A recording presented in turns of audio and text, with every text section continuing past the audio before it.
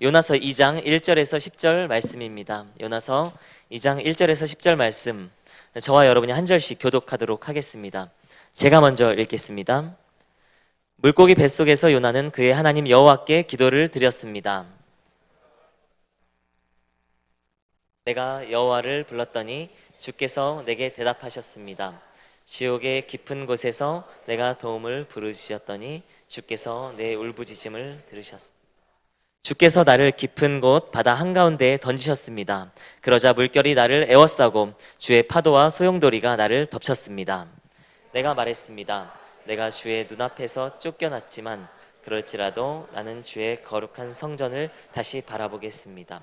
물이 내 영혼을 에워싸고 심연이 나를 삼키고 해초가 내 머리를 감쌌습니다. 내가 내려갔습니다. 저 땅이 나를 오랫동안 가로막았습니다. 그래서 내 목숨을 구덩이에서 건져 올리셨습니다. 내 영혼이 쇠약해져 갈 때 내가 여호와를 기억했습니다. 내 기도가 주께 이르렀으며 주의 거룩한 성전에 올라갔습니다. 쓸모없는 우상들의 그러나 내가 감사의 노래로 주께 제물을 드릴 것입니다. 내가 서원한 것을 내가 잘 지킬 것입니다. 구원은 여호와께로부터 옵니다. 그러자 여호와께서 물고기에게 명령하셨고 물고기는 요나를 땅으로 토해냈습니다. 아멘. 이 본문 말씀 가지고 이서진 목사님 나오셔서 오늘 말씀 전해주시겠습니다.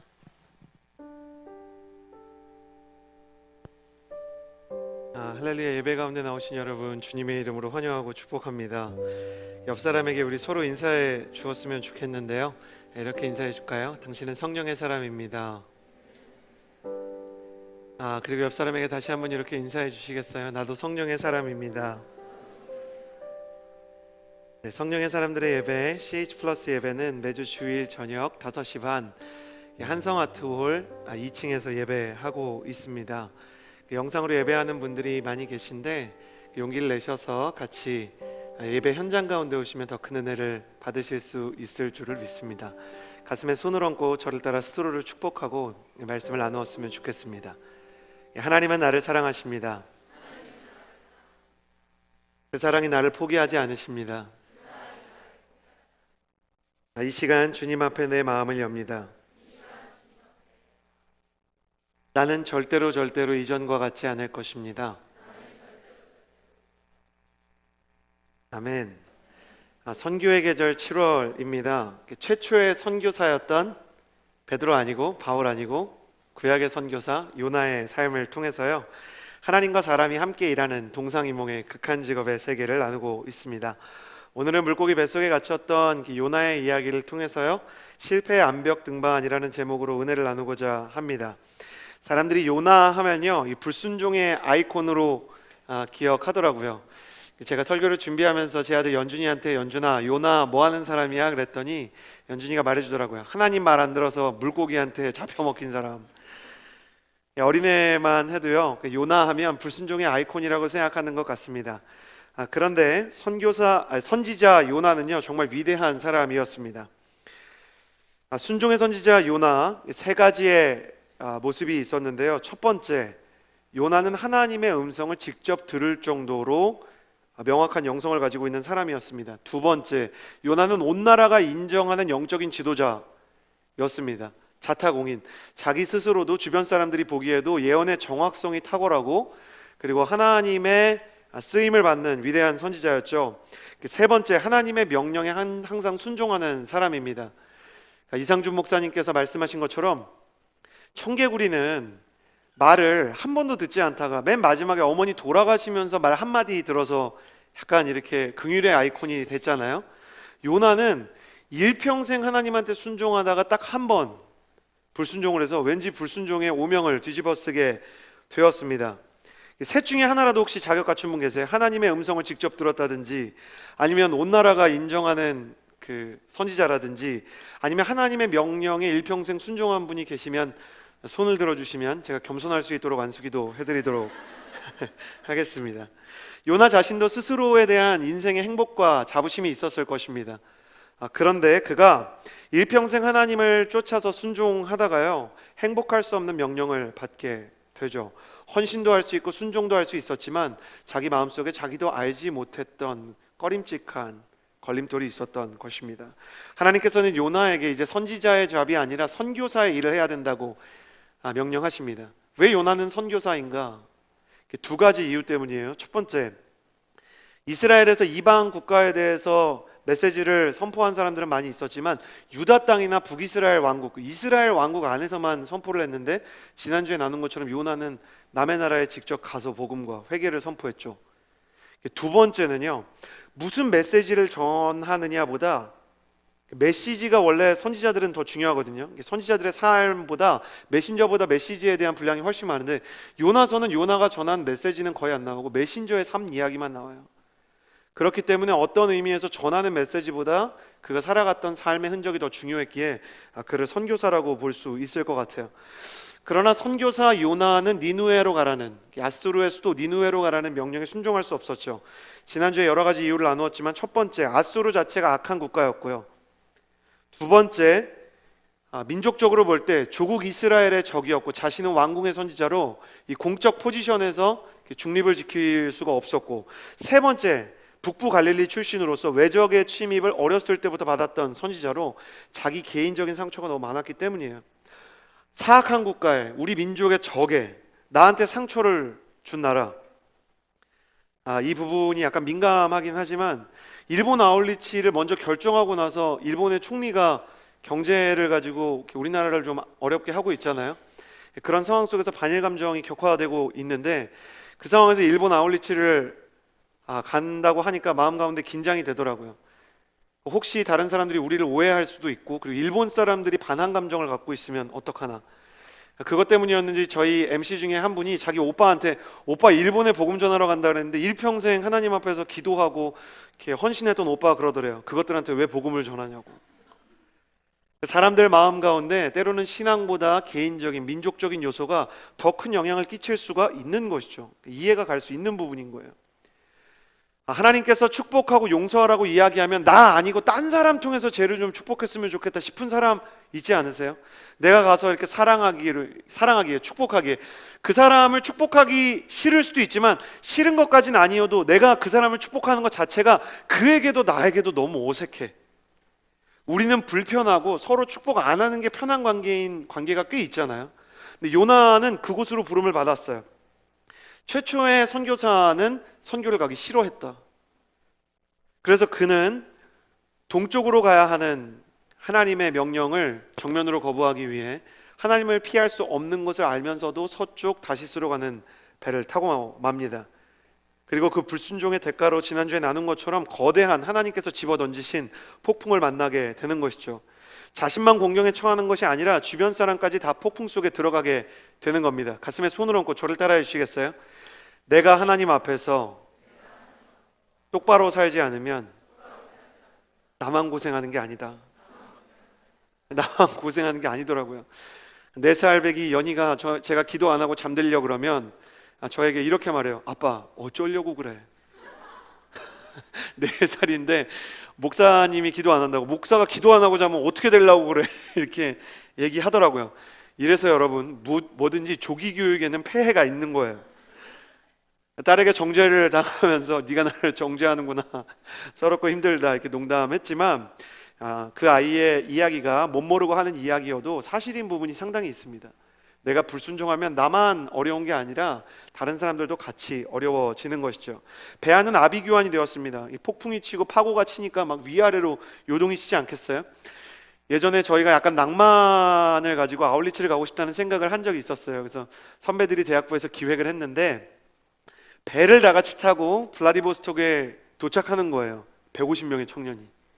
그래서 거기에서 5개의 교회로 30명씩 나눠졌다가 연합 집회를 하는 너무 아름다운 집회를 생각했는데, 저희가 출항한 날 파고가 너무 심한 거예요. 파도의 최고점과 최저점이 너무 높아갖고요, 이게 옆을 잡지 않고는 걸어 다닐 수가 없는 거예요. 많은 사람들이 멀미에 걸리기 시작했고, 농담으로 이 모든 건 하나님께 묻지 않고 계획한 MC단의 죄 때문이라고 농담을 했던 시간이 생각납니다. 근데 배가 흔들리니까요, 정말 아비규환이더라고요. 가방이 이리로 저리로 쓸려 다니는데요, 선원들을 빼고는 제정신을 차릴 수가 없었어요.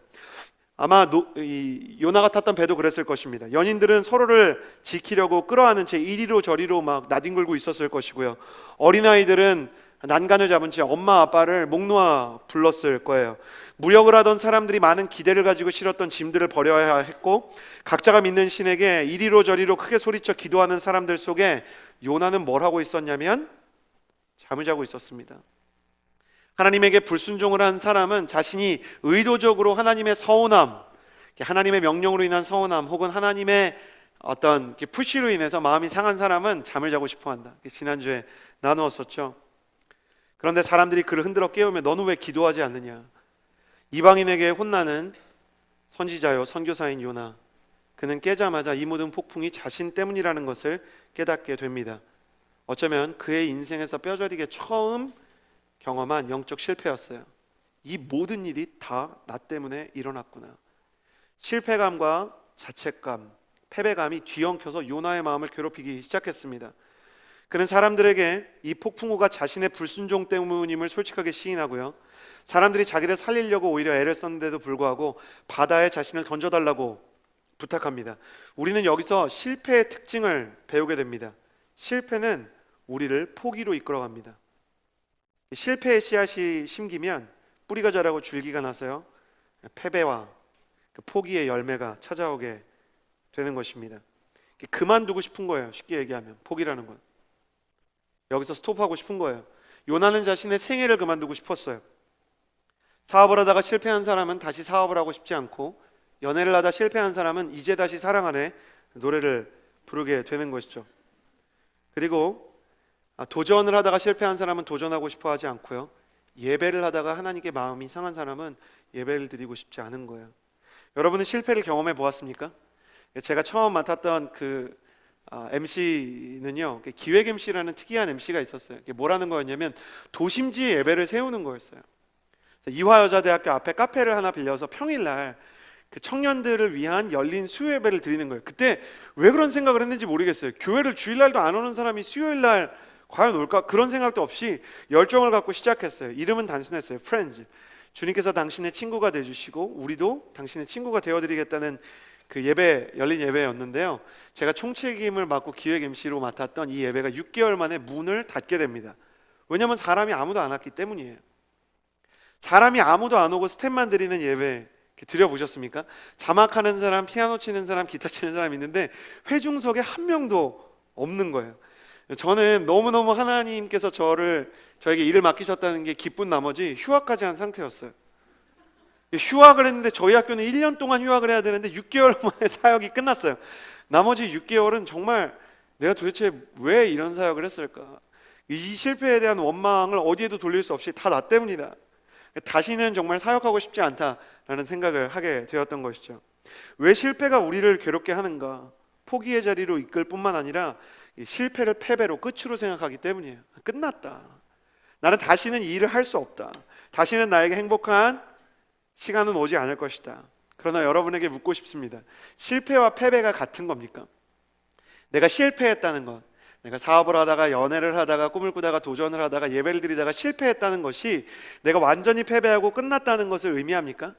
옛날에요, 홍수환 씨라는 권투 선수가 있었어요. 라면 먹고 배고프게 그 권투를 하는데 미국의 유명한, 또 멕시코의 유명한 복싱 선수들 있잖아요. 첨단 트레이너로부터 이제 그 온갖 몸에 대한 관리를 받고 근육도 부위별로 다 만들고 첨단 운동법을 다 갖고 있는 사람들. 근데 챔피언이랑 너무 섣불리 붙었는지 국내에서는 대적할 자가 없었는데 챔피언한테요 4번을 내리다운을 당하기 시작해요. 그때 사람들이 라디오로 저희 할아버지가 특히 이 복싱을 좋아해서 그걸 보셨대요. 근데 4번을 다운을 당했는데 기적처럼요, 한 번도 다운을 뺏지 못했던 홍수환 씨가요 5번째 다운은 자신의 것이 아니라 챔피언의 것을 따냅니다. 그리고 그 유명한 명언을 남기죠. 엄마, 나 챔피언 먹었어. 그게 그 유명한 얘기예요. 홍수환 씨가 돌아보며 자신의 후배들에게, 복싱을 하던 아니던 운동을 하는 후배들에게 얘기하고 싶은 말이 있느냐고 물었을 때 잊지 못하는 대답을 합니다. 다운은 결코 KO가 아니다. 우리가 영적으로 실패하는 것은 우리의 삶에서 계속해서 주어질 것입니다. 우리의 삶에서 때로는 성공하는 것보다 더 많은 실패를, 더 많은 좌절을, 더 많은 낙심을 경험할 수도 있을 것입니다. 그러나 우리가 다운당했다고 해서 경기가 끝난 건 아닙니다. 제가 2013년에 그 두산과 넥센의 그 야구 경기를 보러 갔는데 당시에는 응원할 팀이 딱히 없어가지고 두산을 그냥 응원하자 결정을 한 거예요. 어디 하나를 응원해야 재미가 있으니까. 근데 투수가 너무너무 잘 던져가지고 준 플레이오프 5차전이었어요. 이제 이거 이기면 플레이오프로 딱 토너먼트 올라가는 건데 9회 말 초하까지 3대1 리드를 잘 지키는 거예요. 마지막 5번째 시리즈였기 때문에 감독이 초강수를 던져요. 팀의 에이스 선발 투수를 클로저로, 원래 마무리 투수랑 선발 투수는 따로 나눠져 있거든요. 근데 선발 투수를 클로저로 보낸 거예요. 근데 9회 말 투아웃이에요. 그 당시 대한민국의 홈런 왕이었던 박병호한테요, 동점 홈런을 맞아요. 와, 그때 그 허탈감. 제가 굉장히 고생하고 수고하고 있었던 간사님 또 위로해 주려고 저희 아내랑 그 대청의 신정근 간사님 같이 모시고 간 자리였거든요. 근데 간사님 표정을 보니까 더 우울해지신 거예요. 그러니까 그렇지 않아도 힘든 분을 데려다가 더 우울하게 만들었다는 자책감에 이걸 어떻게 해야 되나. 경기는요, 야구는 분위기라서 점점 다운되기 시작해요. 근데 그때 이를 갈고 있는 이가 있었으니 대타로 이렇게 활약하고 있는 최준석이라는 선수예요. 이 사람은 몸집이 거구라 한번 치면 멀리 날아가긴 하는데 잘 치지 못하고 이렇게 남들이 2루타 칠 거 이렇게 몸이 좀 너무 이렇게 거대해가지고 1루까지밖에 못 가는 단점이 있어요. 근데 감독이 갑자기 이 사람을 에라 모르겠다 그러고 대타로 내보냈는데 거기서 역전 홈런을 칩니다. 그걸 보면서 배운 게 있어요. 분위기가 넘어간 것 같고 세이브가 블론이 되고 경기가 다 넘어간 것 같아도 포기하지 않는 한 사람이 중요하구나. 최순석 씨가 나오면서 더가웃에 있는 동료들한테 그랬다 그래요. 완전히 분위기가 침체돼 있으니까 아직 경기 끝난 거 아니야. 그러면서 막 귀여운 동작을 하면서 형이 나가서 홈런 한번 치고 올게. 근데 그 동료들이 서운하게 그랬다고 합니다. 치고 와. 그래요. 실패가 주는 트라우마는 너무너무 우리를 힘들게 하기 때문에 무너지고 쓰러지고 깨어질 때가 있는 거예요. 그러나 실패는 지금 계속 주지하듯이 결코 끝이거나 패배가 아니라는 것입니다. 여러분, 미국 미시간주에 가면요, 실패 박물관이 있어요. 여기 굉장히 희한한 곳이에요. 여기 가면 기업이 야심차게 출시했지만 시중에 내놨다가 실패한 제품들만 모아두었어요. 놀라운 건 뭐냐면 처음부터 실패 박물관을 만들려고 한 게 아니고 어떤 돈 많은 사람이 신제품을 수집해보자 그랬는데 신제품의 80%가 다 실패해서 자연스럽게 실패 박물관이 됐대요. 저는 이런 걸 왜 만들었는지 모르겠어요. 설교 시간에 담배 얘기를 해서 죄송하지만 연기가 안 나는 담배 프리미어. 연기가 안 나는 담배를 흡연하는 분들이 피고 싶을까? 그리고 그림으로 제가 준비해봤는데 하인즈 아시죠? 하인즈 케찹. 하인즈 케찹에서 만든 보라색 케찹. 사람들은 이게 좀비를 생각나게 한다고 아무도 이걸 사서 먹지 않았다고 합니다. 뿌리기만 해도 음식이 이렇게 상하는 것 같은 효과가 있는 케찹이라서 첫 번째 시판 되자마자 기념품으로 다시 한번 위트 있게 출시한 것 외에는 완전히 다 폐기 처분해야 했다고 합니다. 그리고 닥터케어라는 스프레이식 치약이 있대요. 여러분, 스프레이로 치약 뿌리고 싶으세요? 어차피 칫솔로 닦아야 된다면. 이런 게 모여 있고, 펩시콜라가 투명하게 만든 크리스탈이라는 콜라가 있었는데 펩시콜라가 크리스탈 콜라를 실패하는 걸 보고 코카콜라가 만들려고 하다가 잘 됐다고 생각하고 안 만들었다고 합니다. 7만 점 이상의 실패 박물관이 있는 곳을 사람들이 굉장히 재밌게 본다고 하는데요, 중요한 게 있습니다. 이곳을 굉장히 좋아했던 사람들 중에 잭 웰치와 같은 경영인들, 톰 포드 같은 디자이너, 그리고 여러분이 잘 아시는 애플의 스티브 잡스가 있습니다. 처음에는 여기가 그렇게 주목받지 못하고 편의점처럼 좀 크긴 한데 진열도 편의점처럼 돼 있고 뭐 대단한 데가 아니어서 사람들이 많이 가지 않았는데 애플이며 코카콜라며 P&G며 구글이며 거대 기업들이 새로운 사업을 시작하기 전에 꼭 들르는 곳이 되었다고 해요. 자기가 내려고 하는 소프트웨어와 비슷한 게 있으면 컴퓨터에 넣어서 돌려보기도 하고, 자기가 출시하려는 제품이랑 비슷한 게 있으면 야, 이거 만들려고 했는데 만들지 말아야 되겠다 생각도 하게 되고, 그래서 사람들이 이곳을 실패 박물관으로 부르다가 지금은 New Product Works라고 불러요. 실제 그 박물관의 이름입니다. 신제품 작업소라는 이름을 얻게 됐어요. 이제는 미국에서 실패작으로 유명한 것이 아니라 새로운 사업을 시작할 때 아이디어 뱅크가 되는 곳으로 유명해졌다고 합니다. 기업가의 천국이라는 미국에서도 사업을 하는 사람들은 처음 성공을 맛보기 전까지, 그러니까 큰 성공도 아니고 대단한 것도 아니고 처음 제대로 된 성공을 맛보기까지 평균 4번 이상 실패한다고 합니다. 실리콘밸리의 리더들은 더해요. 평균 5.7번 실패한다고 합니다. 미국의 리더십들 중에 심각한 실패를 거두지 않은 사람이 거의 없다는 것입니다. 그러면 미국의 리더십들은 성공보다 더 많은 실패가 있기 때문에 패배자하고 끝난 사람들인가? 그렇지 않다는 것입니다. 영적으로도 똑같습니다. 제가 전에 한번 나눈 적 있는데 설교를 처음 하는 사람의 심정은 정말 그 누구도 알 수 없거든요. 그러니까 한국 분들은요, 그냥 우리 공동체는 진짜 좀 다른 편인데 한국 분들은 가만히 있으면 약간 화난 것 같은 표정이 좀 있으세요. 그래서 올라오면, 설교를 하러 처음 올라오면 이 회중이 나를 싫어하는 것 같다고 생각하는 목회자들이 통계적으로 되게 많아요. 근데 그런 나라가 또 있는데요, 유럽 중에서도요, 영국과 스코틀랜드가 무표정이 상당히 강한 나라라 그래요. 아무래도 이렇게 그 흐린 날이 많아서 그런가 봐요. 근데 스코틀랜드 한 목사님이요, 처음 담임 목사로 부임을 한 거예요. 그냥 설교를 하러 온 것도 아니고 첫 번째 설교를 심혈을 다해서 준비했는데 원고에 성경 본문을 안 쓴 거예요. 근데 성경책은 갖고 올라왔는데 성경 본문이 어딘지 기억이 안 나는 거예요. 설교를 하려면 스코틀랜드나 한국이나 성경을 읽어야 되는데, 그래갖고요, 오늘의 말씀은 이러다가 그냥 가운데로 나가버렸어요. 그리고 다시는 그 교회로 돌아오지 않았어요. 여러분 생각해 보세요. 오늘 말씀은 죄송합니다. 그리고 밖으로 나가, 성도들도 어렵고 자기도 너무 수치스럽고 도대체 나는 왜 나갔을까? 영적으로 실패한 사람이죠. 그러나 그의 이름은, 첫 설교에 실패한 그의 이름은 데이빗 리빙스턴, 아프리카 선교의 아버지가 된 선교사입니다. 그는 목회자로는 실패한 사람이지만 선교사로는 위대한 영적 업적을 남긴 사람인 것입니다. 요나가 바다에 던져졌을 때 그는 끝이라고 생각하고 죽음을 생각했지만 하나님은 큰 물고기를 보내셔서 요나를 삼켜서 물고기의 소화기관 중간에 걸리게 해주셨습니다. 하나님은 결코 폭풍만 보내는 법이 없다는 것을 기억하십시오. 하나님이 폭풍을 보내실 때는 보이지 않는 곳에 회복의 물고기가 있는 겁니다. 저는 어릴 때 물고기 뱃속에서 사람이 어떻게 살아? 이런 생각을 했었습니다. 요나도 진짜 너무한다. 근데요, 그 일이 실제로 일어났습니다. 1891년 제임스 바틀리 사건이라는 그 유명한 사건이 있어요. 1891년 2월에요, 사우스 애틀랜틱해에 그 영국 배가 돌아다니면서 그 어업을 하다가요, 고래 한 마리를 실수로 공격했는데 너무 큰 고래였어요. 이 고래가 배보다 커서요, 배를 공격해서 선원들 중에 많은 사람들이 바다로 쏟아졌는데 그 중에 제임스 바틀리라는 선원이 실종이 됩니다. 다음 날 이 사람들이 다시 어업을 나가서 고래 한 마리를, 큰 고래를 겨우겨우 큰 배로 잡았는데요, 위가 꿈틀 걸어서 열어보니까 제임스 바틀리가 살아있는 거예요. 머리랑 다리털, 온몸에 이제 털들이 다 녹긴 했지만 18시간 이상 생존했던 제임스 바틀리는 그 이후로도 18년 이상 더 생존했습니다. 바틀리의 묘지에는 친구들이 이렇게 적어주었다고 합니다. 현대판 요나. 제임스 바틀리는 이 별명을 가장 싫어했다고 하고요, 그 이후로 일평생 다시는 바다로 나가지 않고 구두장이로 직업을 바꾸어서요, 구두장인이 되어서 영국의 한 브랜드의 시초가 되었다고 합니다. 그래요?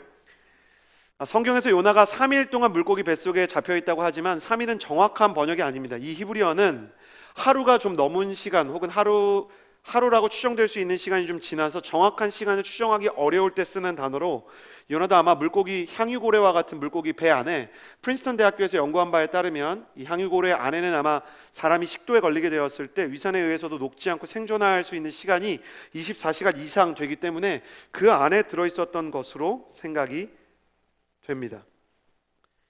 다른 선지서들은 선지자의 삶에 대한 이야기가 없지만 요나는 고래에게 잡혀먹은 이야기까지 다 나올 정도로 성경이 요나의 삶에 집중하는 이유는 하나님이 요나가 복음을 전하는 니느웨와 아수르보다 요나라는 한 사람에게 더 많은 관심을 가지고 있었기 때문입니다. 여러분이 만일 아울리치를 나가게 된다면 꼭 생각하셨으면 좋겠는 것은, 하나님은 땅끝에 있는 그 사람들만큼 당신을 사랑하시고 당신에게 집중하신다는 것입니다.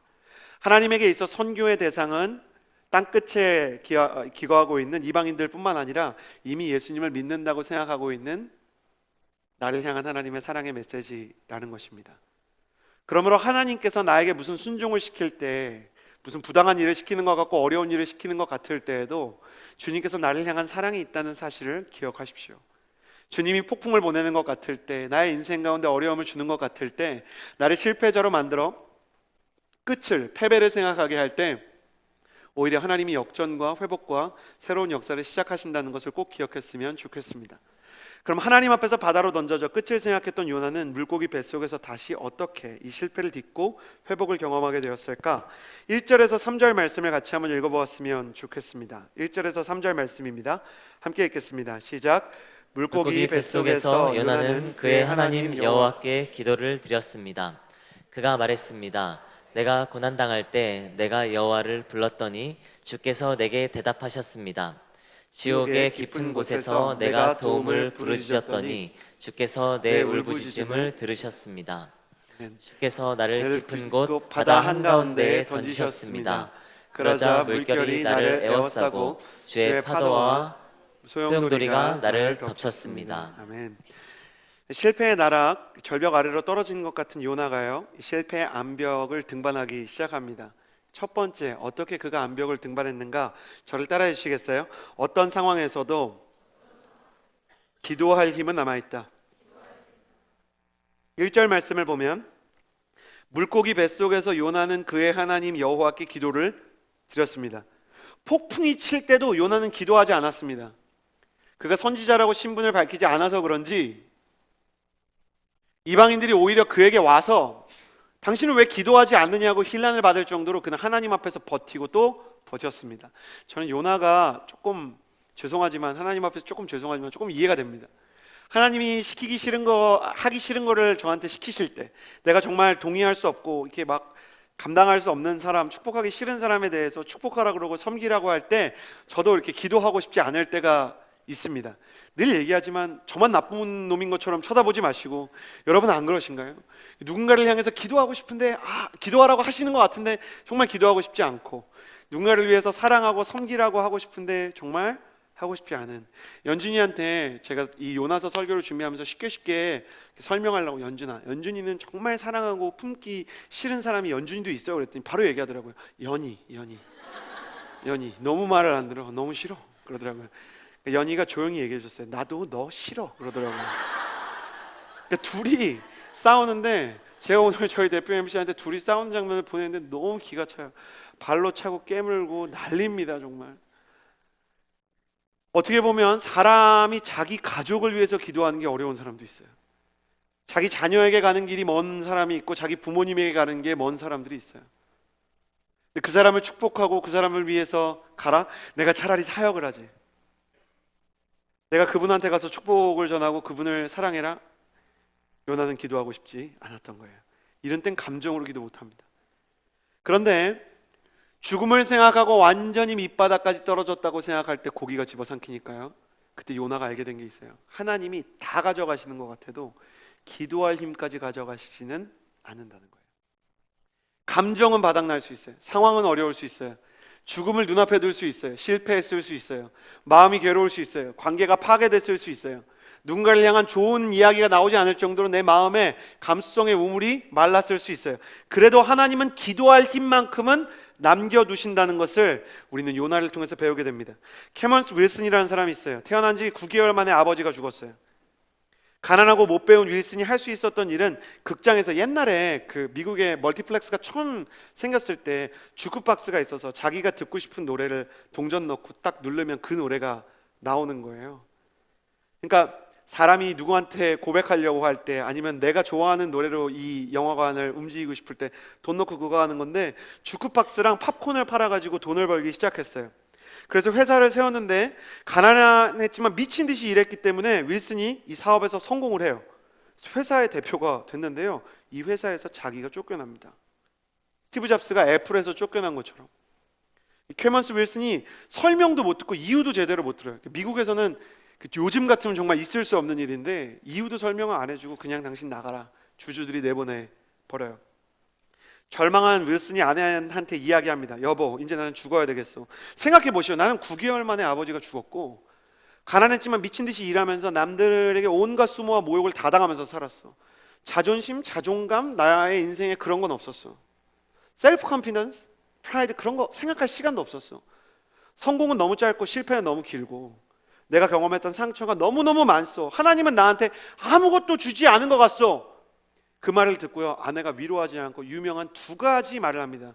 첫 번째, 하나님이 당신한테 최고의 것을 최소한 2개 줬습니다. 첫 번째는 납니다. 근데 윌슨이 그 말을 듣고 웃었대요. 웃었는데 생각해보니까 정말 맞더래요. 왜냐하면 자기를 위해서 늘 헌신하고 사랑해주고 격려해주고 자기를 위해서 교회에 나가서 늘 하나님께 기도해주던 중보기도자 아내, 처음에는 웃었는데 윌슨은 이후에 곧 울기 시작했다고 합니다. 두 번째, 이제 그 아내를 통해 선물 하나 주실 건데 당신이 지금껏 하지 않았던 일이 있습니다. 나는 당신이 어려울 때 기도하는 걸 한 번도 보지 못했습니다. 당신이 주일날 교회에 가서 기도하는 걸 본 적이 있습니다. 당신이 기쁠 때 감사의 기도를 하며 직원들 앞에서 기도 퍼포밍 하는 거 봤습니다.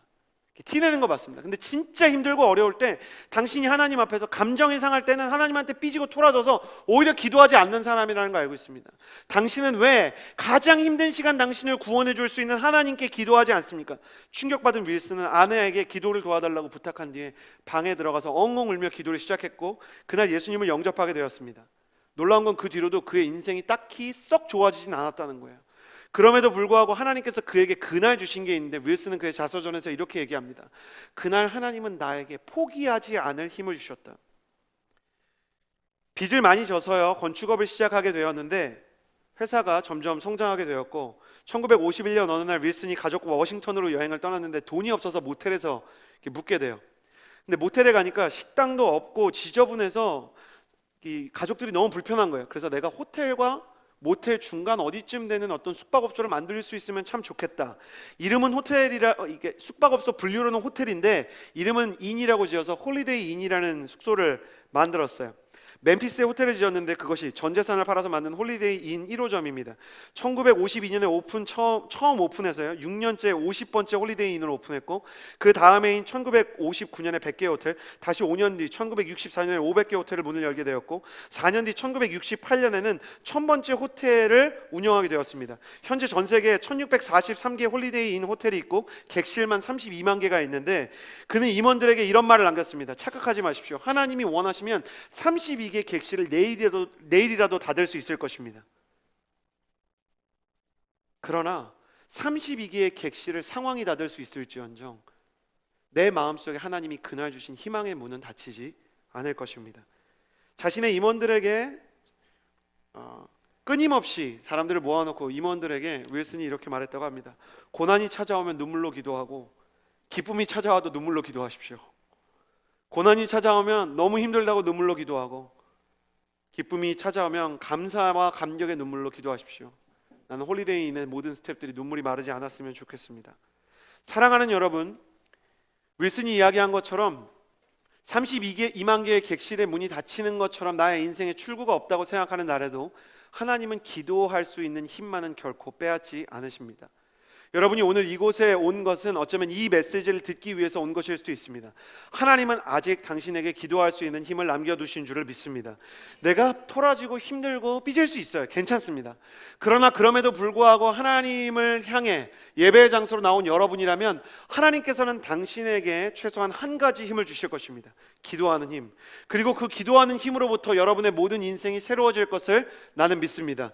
기도하는 힘을 잃지 않고 그것을 붙잡고 기도하는 자리로부터 일어나 인생의 모든 고난으로부터 견딜 수 있는 힘을 받았다고 이야기했던 크리스천 윌슨처럼 당신의 삶에도 견딜 수 있고 버틸 수 있고 다시 도전할 수 있게 하는 기도의 능력이 임하게 되기를 주님의 이름으로 축복합니다.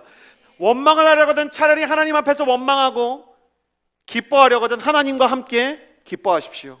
그러면 하나님께서 그 사람의 인생을 붙잡아 주실 것입니다. 3절에서 6절 말씀 다시 한번 읽어보겠습니다. 함께 읽겠습니다. 시작. 주께서 나를 깊은 곳 바다 가운데 던지셨습니다. 그러자 물결이 나를 에워싸고 주의 파도와 소용돌이가 나를 덮쳤습니다. 내가 말했습니다. 내가 주의 눈앞에서 쫓겨났지만 그럴지라도 나는 주의 거룩한 성전을 다시 바라보겠습니다. 물이 내 영혼을 에워싸고 희면이 나를 삼키고 해초가 내 머리를 감쌌습니다. 산의 뿌리에까지 내가 내려갔습니다. 저 땅이 나를 오랫동안 가로막았습니다. 그러나 내 하나님 여호와여, 주께서 내 목숨을 구덩이에서 건져 올리셨습니다. 실패의 암벽 등반을 주신 주님의 두 번째 가르침, 저를 따라해 주시겠습니까? 실패를 인정할 때 회복이 시작된다. 3절을 보면 주께서 나를 깊은 곳 바다 한가운데 던지셨습니다. 물론 바다 가운데 나를 던져달라고 이야기한 사람은 요나였지만 그렇게 될 수밖에 없는 상황으로 이끄신 분은 하나님이셨습니다. 그런데 하나님께서 나를 핍박하는 것이 아니라 4절 말씀에 보면 내가 주의 눈앞에서 쫓겨났다 이야기합니다. 자신이 하나님 앞에서 쫓겨나도 할 말이 없을 정도로 하나님을 모르고 그분의 성품과 자기가 다르다는 것을 고백하는 것입니다. 요나는 참 우리한테 중요한 영적 교훈을 가르쳐 줍니다. 모든 것을 잃었을 때 그는 기도하는 힘을 잃지 않았고요, 기도하는 힘만 잃지 않았던 것이 아니라 정직한 성품을 잃지 않았어요. 제가 지난주에 말씀드렸던 것처럼 범죄 심리학자들은 모든 범죄의 뿌리를 거짓말에서 찾습니다. 거짓된 마음은 사단의 본성이요, 거짓으로부터 하나님과 우리의 관계 사이에 배리어가 쳐지기 시작하는 것입니다. 요나가 물고기 뱃속에서 가장 먼저 기도한 내용은 정직한 기도로 자신이 실패했다는 고백이었습니다. 자신의 실패를 부정하지 않고 다른 사람을 탓하지도 않고 위선이나 연기로 자신의 모든 영적인 실패와 죄악에 대해 외면하려고도 하지 않고 진실하게 자신의 영혼의 상태를 하나님 앞에서 회개했던 것입니다. 여러분, 병원에서 통증을 시인할 때 치료가 있고 학교에서 무지를 인정할 때 배움이 있듯이 하나님 앞에서는 실패를 인정할 때 회복이 있는 줄을 믿습니다. 여러분의 인생 가운데 모든 것을 잃은 것 같아도 정직함을 잃지 마십시오. 하나님은 언제나 진실한 자의 목소리를 들으시는 하나님이신 줄을 믿습니다. 우리가 진실함을 잃지 않는다면 기도는 결코 꺼지지 않을 것입니다. 우리가 정직한 성품을 잃지 않는다면 하나님과 우리 사이의 관계에 반드시 회복이 있을 것입니다.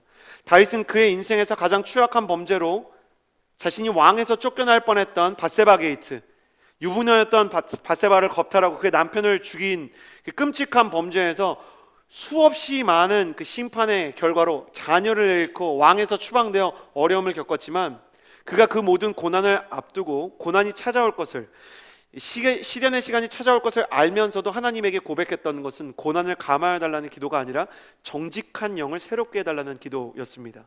다윗, 그는 정말로 영적 세계의 비밀을 아는 사람이었습니다. 하나님은 정직한 자를 사랑하시고 진실한 자의 기도를 외면하지 않으시는 것입니다. 예수님 앞에서 치유받았던 모든 병자들에게는 공통점이 있었습니다.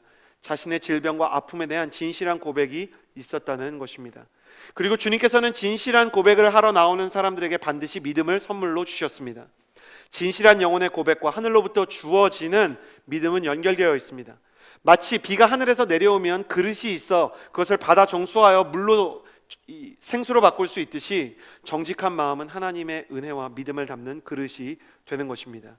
나는 여러분이 기도할 때 여러분 자신의 마음을 알게 되는 정직한 영이 새롭게 되는 역사가 있게 되기를 주님의 이름으로 축복합니다. 그렇게 한다면 우리가 실패한 것 같고 침체된 것 같아도 주님께서 우리를 실패의 절벽으로부터 암벽 등반할 수 있는 위대한 사람으로 만들어 주신다는 것입니다. 7절에서 9절 말씀 마지막으로 같이 한번 읽었으면 좋겠습니다. 7절에서 9절 말씀입니다. 함께 읽겠습니다. 시작. 내 영혼이 쇠약해져 갈 때 내가 여호와를 기억했습니다. 내 기도가 주께 이르렀으며 주의 거룩한 성전에 올라갔습니다. 쓸모없는 우상들에 집착하는 사람들은 그들에게 베푸신 은혜를 버렸습니다. 그러나 내가 감사의 노래로 주께 제물을 드릴 것입니다. 내가 선한 것을 내가 잘 지킬 것입니다. 구원은 여호와께로부터 옵니다. 주님께서 부어주시는 실패의 암벽 등반 원리 세 번째, 저를 따라해 주시겠어요? 다시 은혜의 보좌 앞으로 나아가라. 7절 말씀에 보면 요나는 절망의 순간 내가 여호와를 기억했습니다 라고 이야기합니다. 9절, 구원은 여호와께로부터 옵니다 라고 고백합니다. 내가 여호와를 기억했는데 내가 기억하는 여호와 하나님은 구원을 주시고 은혜를 주시는 하나님이다 라는 것입니다. 요나가 하나님을 기억했다고 말하는 장면은 역으로 요나가 하나님을 잊어버렸었다는 것을 의미합니다. 갈등은 지난주에 우리가 살펴본 것처럼 영혼의 잠 가운데로 우리를 도피하게 만듭니다. 하나님 생각 안 하려고 애써 보셨어요? 혹시? 저만 그런가요? 영적으로 굉장히 어려우면 이렇게 실수로 차에서 라디오 틀었는데 찬양 나오면 정말 소름입니다. 아니야, 지금은 찬양 될 컨디션이 아니야, 막 끕니다. 그리고 어디 지나가다가, 저는 교회에서 일을 하니까요, 지나가다가 설교를 들을 때가 되게 많거든요. 본당 지나가다가 설교 듣고, 신관 지나가다가 다른 목사님들 하는 설교를 듣고, 내가 마음이 어려운데 용서에 대한 설교가 갑자기 문을 뚫고 막 신관의 방을 뚫고 나올 때, 아니야 이거 우연이야, 주님이 나한테 이런 말씀 하실 리가 없어. 지금은 하나님 생각하고 싶지 않아. 내가 비록 몸은 교회에 있을지언정, 직업은 못 살지언정, 지금은 하나님 생각하고 싶지 않아. 그런데 하나님 생각 안 하려고 인스타그램을 열면 우리 MC들이 수련회에서 은혜 받은 걸 막 엄청 올려놨어요. 제 타임라인에는 왜 예수님을 신실하게 믿는 사람밖에 없는 것인지. 요나는 갈등의 순간 일부러 폭풍 가운데 있는 배 중에서도 잠을 잤고요. 그런데 바다로 던져져서 끝이라고 생각하는 순간에 오히려 하나님을 기억했습니다. 요나는 어떻게 하나님을 기억할 수 있었을까? 간단합니다. 하나님이 먼저 요나를 기억하시기 때문입니다. 요나는 하나님을 잊으려고 해도 하나님은 요나를 잊지 않으십니다. 하나님이 요나를 얼마나 그리워하시고 사랑하시고 좋아하시는가. 구약 최초의 선교사는요, 요나잖아요. 신약에서 최초의 이방인 선교를 한 사람은 누군가? 바울이 아니고요, 베드로입니다. 베드로가 사도행전 10장에 보면 이방인인 로마 백부장 고넬료에게 처음으로 복음을 전해서 이방인을 향한 선교의 문이 열려요. 그가 무두장이 시몬, 이 가죽 세공을 하는 시몬의 집에 그 옥상에 올라가서 기도하던 중에 유명한 환상을 봐요. 부정한 음식이 내려오고 하나님이 잡아먹어라. 내가 정하다고 한 것을 네가 율법으로 규정하려고 하지 마라. 무슨 뜻인가 하고 보니 이방인들에게 가서 복음을 전하라는 내용이었고, 복음을 전하고 예수님의 죽음과 그 십자가와 부활을 전할 때요, 단순히 그냥 복음을 전하는 게 아니라 성령께서 임하시는 사건이 일어납니다. 왜 그 사건이 일어났냐면 베드로가 영적인 권위자였고 바울은 나중에 회심하고도 사람들이 안 믿어줬거든요. 바울이 세계 선교를 하기 위해서는 베드로와 같은 권위자가 먼저 이방인에게 복음을 전하는 선례가 필요했던 것입니다. 베드로가 이 위대한 환상을 보았던 장소가 어디인가?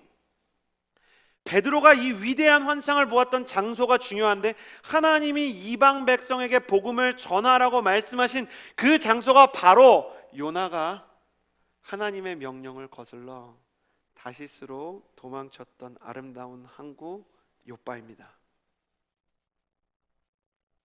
요나가 세상을 떠난 지 수백 년이 지났지만 하나님은 요나를 실패자가 아니라 최초의 선교사로 오랫동안 기억해 주셨어요. 그래서 첫 번째 이방 선교의 메시지를 주시는 장소를 의도적으로 욥바를 선택하셔서 오고 올 모든 세대의 선교사들에게 이러한 메시지를 주시는 거예요. 복음을 전하려고 하면, 나의 길을 따라오려고 하면, 누군가를 사랑하려고 하면, 누군가 정말 회복과 치유를 전달하려고 하면 네 자존심이 박살날 수 있고, 너의 분노가 건드려질 수 있고, 네가 나에 대해서 서운함과 오해와 나와의 관계에 서먹함과 아픔이 찾아올 수도 있을 거야. 그럴 때마다 이 욥바에서 선교가 시작된 것을 기억해라. 내가 요나를 불렀고 요나를 사랑했고 요나를 믿었기 때문에 이 모든 일이 시작된 것을 기억하여라. 1호 선교사인 요나, 그는 실패자였지만 나는 그를 포기하지 않았고, 나는 그를 기억했고, 나는 그를 사랑했다. 저는 천국에 가면 하나님을 만나서 정말 묻고 싶은 게 많은데, 하나만 물어본다면 이걸 물어보고 싶습니다. 하나님, 언제부터 저를 지켜보셨나요? 또 언제부터 저를 믿으시고 하나님의 말씀을 전할 사람으로 선택해 주셨나요? 제가 잘할 수 없는 사람이라는 거 알고 계셨잖아요. 제가 목회자로 목자로 너무 부족한 사람이라는 거 하나님 알고 계셨잖아요. 하나님, 내가 첫 번째 한 사역은 많은 스태프들과 함께 했는데 망했고, 하나님, 내가 살아가면서 영적으로나 인간적으로 얼마나 부족함이 많은지 하나님 너무 잘 아시는데 왜 나를 믿으시고 왜 나를 선택하시고 왜 나에게 기회를 주셨나요? 가끔은 목회를 하는 것이 힘들고 설교를 하는 것이 어렵게 느껴지지만 분명 천국에 가면 그거 후회하지 않을 것 같아요. 더 열심히 순종하지 못한 거, 더 열심히 헌신하지 못한 걸 굉장히 어려워하지 않겠습니까? 하나님, 나는 하면서도 사실 후회 많이 했는데 이렇게 좋을 줄 모르고, 천국에서 이렇게 하나님이 다 기억하실 줄 모르고 이렇게 살았는데, 제가 뭐라고 하나님 저를 바라보시고 기억하시나요? 제가 이런 질문 하나님께 드리면서 너무 감사의 기도를 드렸던 어느 날 하나님께서 제 아들과 딸을 생각나게 해주셨어요. 저는 연준이가 처음 걷던 날을 기억합니다. 연이가 처음으로 그 무릎을 꿇고 하나님 앞에 스스로 기도했던 날을 잊지 못합니다. 근데 놀라운 건 한편으로 두 아이가 처음 싸운 날도 기억나고요, 욕을 한 날도 기억이 나요. 근데 어떤 기억이든 그게 좋은 거든 나쁜 거든 그 아이들을 사랑하는 데 도움이 되고 정이 들고 미운정 고운정이 드는데 일부가 되었음을 부정하지는 못하는 거예요. 하나님 저에게 그렇게 말씀하시는 것 같았어요. 미운정이 무섭지? 거봐. 저는 여러분에게 이렇게 말할 수 있을 것 같아요. 하나님 앞에서는 우리의 승리든 실패든 사랑의 기억으로 오랫동안 자리 잡고 있을 것입니다. 신앙생활 하다 보면 내가 너무 멀리 떠나왔다고 생각되는 날이 있을 겁니다.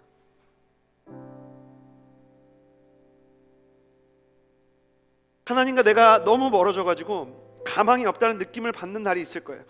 하나님이 혹시 나를 싫어하시나? 하나님이 나를 혹시 나의 죄나 불순종 때문에 내가 하나님께 드리는 예배에 어떤 문제들이 생기고 있나? 그러나 요나서를 통해 나타나신 하나님은 우리에게 말씀하십니다. 너희는 여전히 내 마음 안에 있다. 내가 너희를 포기하지 않고 놓치지 않을 것이다 말씀하시는 것입니다. 실패가 찾아올 때 오늘 말씀에 나눈 것처럼 세 가지를 기억하십시오. 기도할 힘이 남아있음을 기억하십시오. 진실하게 실패를 인정하십시오. 그리고 다시 은혜의 보좌로 돌아가 하나님께서 나를 기억하시고 기다린다는 것을 여러분의 마음에 새기십시오. 몸이 여기 와 있다고 우리가 하나님 앞에 진짜 다 온 거 아니에요.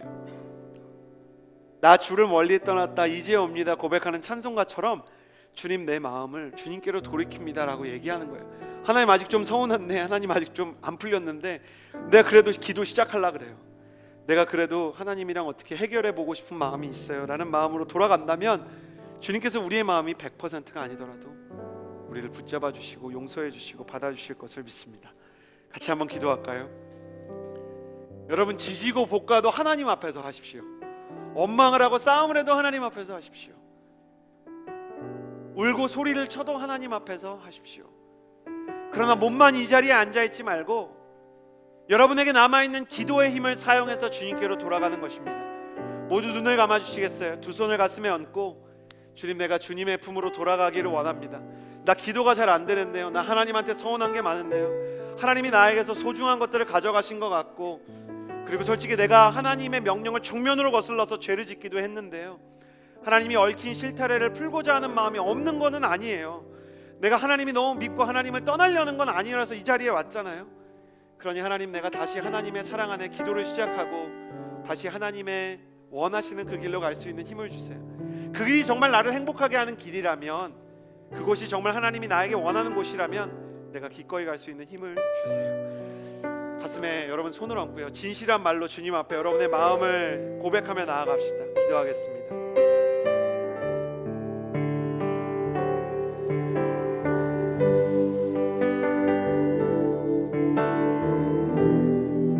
주님께서 우리의 마음과 영혼에 진실한 마음을 허락하여 주옵소서. 아버지 하나님, 우리의 마음 가운데 하나님께서 진실하게 하시고 정직하게 아플 때 하시고 아프다고 힘들 때 하나님 힘들다고 말할 수 앞에 바르게 서게 있는 하여 주시옵소서. 정직한 심령을 허락하여 주시기를 아버지 하나님, 정결한 마음을 주시고 정직한 영을 내가 잘못해서 하나님께서도 나를 싫어하실 것 아버지, 같고 기도할 힘을 주시고 내가 하나님에게서 아버지 무릎 꿇을 용기를 허락하여 서운하고 아픔을 주시옵소서. 느꼈기 때문에 이렇게 주님께 가망이 다시 나아가게 없다고 하시고 생각되는 때 아버지 하나님께 하나님은 기대를 갖게 하나님의 하여 일을 주시옵소서. 아버지 그 포기하지 사람은 않고 포기하지 바뀌지 않을 거라고 않겠습니다. 생각하지만 하나님은 그 절망하지 사람을 고치실 않겠습니다. 거고 온전히 하나님 나를 주님께 통해서 위대하고 순수하게 아름다운 일을 기대를 가지고 하나님 나를 용기를 통해서 가지고 하나님의 마음을 다시 전하시기 한번 원하시는 줄 믿습니다. 하나님의 말씀 앞에 우리는 두려워하지 않고 나아가기를 낙심하지 않고 결정하오니 무릎 꿇지 않고 아버지 내 마음을 하나님과 위로하여 함께 주시옵소서. 하나님의 다시 사랑을 한번 전하고 힘을 허락하여 하나님의 주시옵소서. 마음을 전하는 우리 사람으로 마음이 나아갈 순수하게 하시고 신실하신 하나님, 아름다우신 하나님, 주님께서 가장 귀하고 가장 뜨거운 것으로 우리의 마음을 채워주시고 고쳐주시기를 소원합니다. 진실함을 잃지 않게 해주십시오. 기도하는 능력만큼은 소멸되지 않았음을 알게 해주십시오.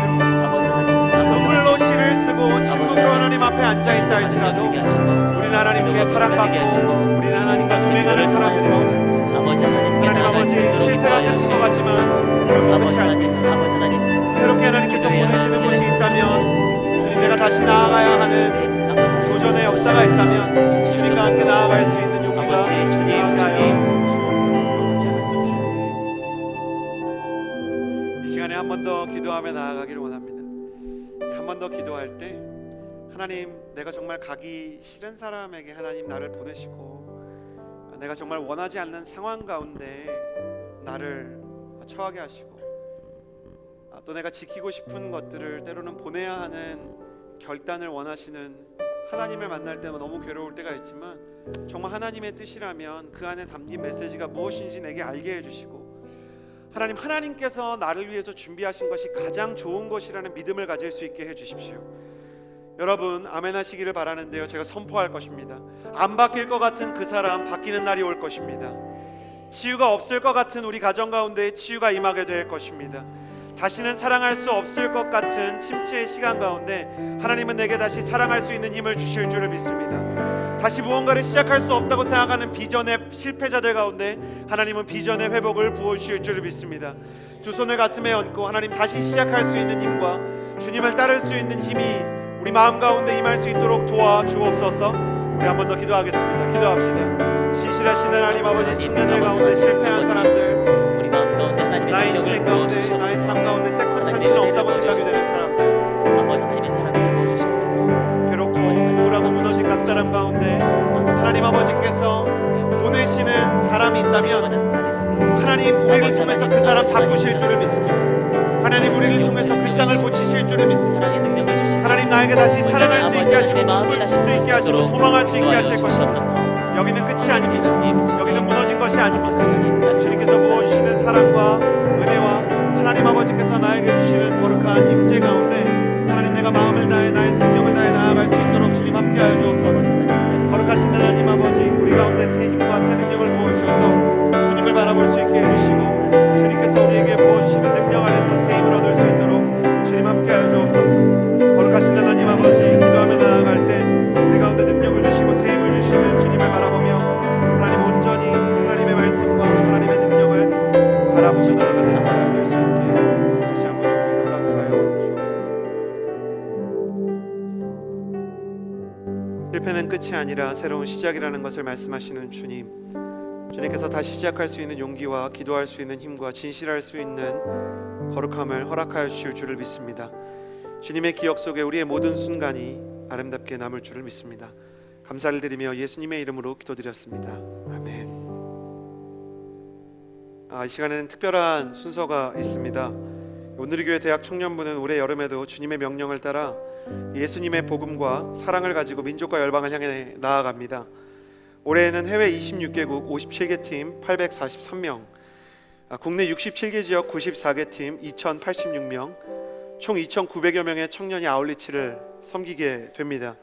인생의 젊은 날 한 영혼을 구하기 위해서요, 아울리치를 떠나는 CH 플러스의 청년들과 대학 청년부의 모든 청년들을 위해 기도해 주시고요. 지금 이 시간 비전 헌금으로 여러분이 내는 모든 헌금은 오직 아울리치를 위해서만 사용이 됩니다. 가는 곳마다 성령의 역사가 일어나고 복음의 부흥이 일어날 수 있도록 격려해 주시고 기도해 주시기를 바랍니다. 준비된 영상을 함께 보시도록 하겠습니다. 저에게 아울리치는 배달부 보석이다. 보물찾기와 기쁨이다. 하나님의 사랑의 훈련을 나를 버리는 시간이다. 예수님의 눈으로 세상을 바라보는 시간이다.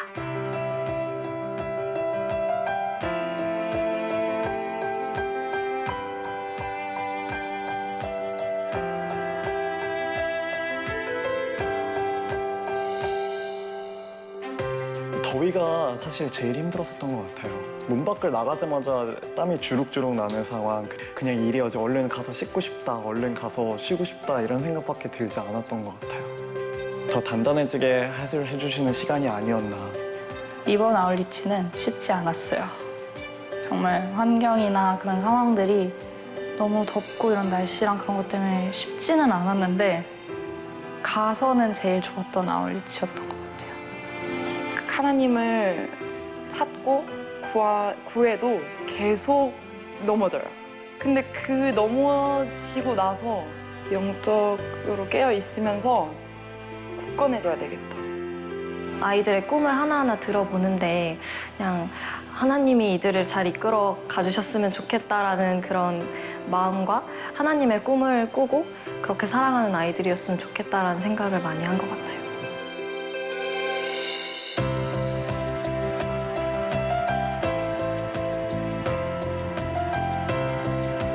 공항에서 보는 순간 이렇게 막 살아나는 거예요. 제 마음속에서 막 신선함과 활력이 느껴지는 거예요. 그래서 이 청년들하고 같이 하면 뭐든지 할 수 있겠네 하는 그런 생각이 들더라고요.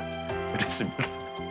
일단 청년들이 마을에 확 퍼지니까 분위기가 동네 분위기가 이제 확 살아나는 거죠. 그리고 청년들이 관심을 확 집중하게 되고 너무 좋았어요. 근데 거기에 맞게 또 너무 성숙하게 잘 앞서서 열심히 해줘서 너무 좋았죠. 저 청년 와서 우리랑 같이 해줄 수 있다면은 너무 큰 힘이 될 텐데 정말 왔으면 좋겠다라고 기도한 청년들이 있죠. 복음은 내가 받아들임으로 받는 축복도 있지만 전함으로 받는 축복 또한 놀랍습니다. 내가 다 미처 깨닫지 못한 복음의 놀라운 비밀들은 다른 이들에게 증거하고 전함으로써 나타날 수 있기 때문입니다. 올해 여름 국내외 아웃리치를 통해서 우리 대학 청년들의 헌신이 하나님의 축복의 통로가 될 줄로 믿습니다. 우리 대학 청년들 자신에게도 놀라운 하나님의 은혜를 경험하는 복된 자리가 될 줄로 믿습니다. 미래 성도들의 같은 마음과 헌신과 기도를 모아주시기를 부탁드립니다. 감사합니다.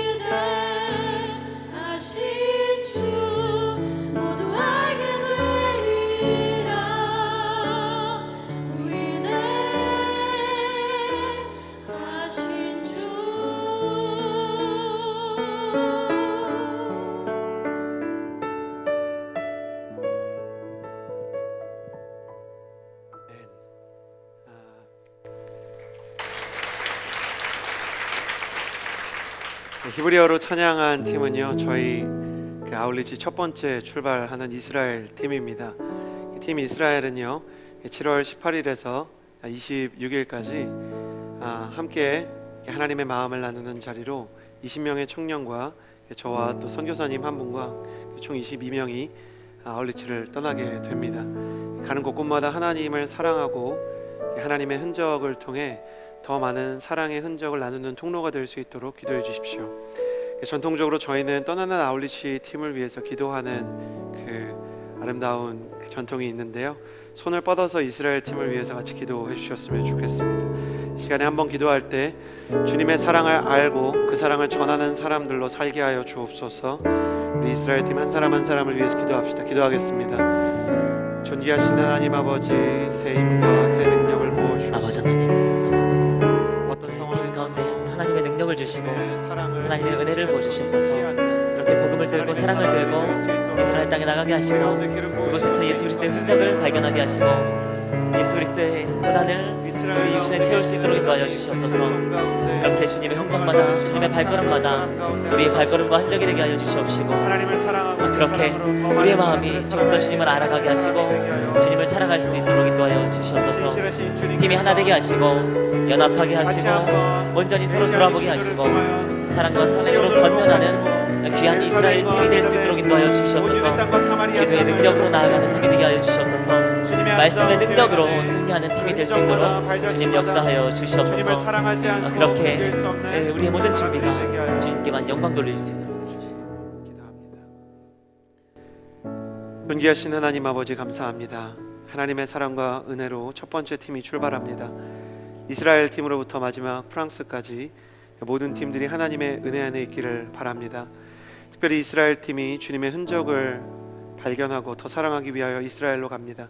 주님의 사랑을 알고 그 사랑을 한국 땅 가운데 또 예수님을 아직 알지 못하는 유대인들 가운데 전할 수 있는 사람이 되게 하여 주옵소서. 그렇게 우리를 인도하여 주실 주님을 믿습니다.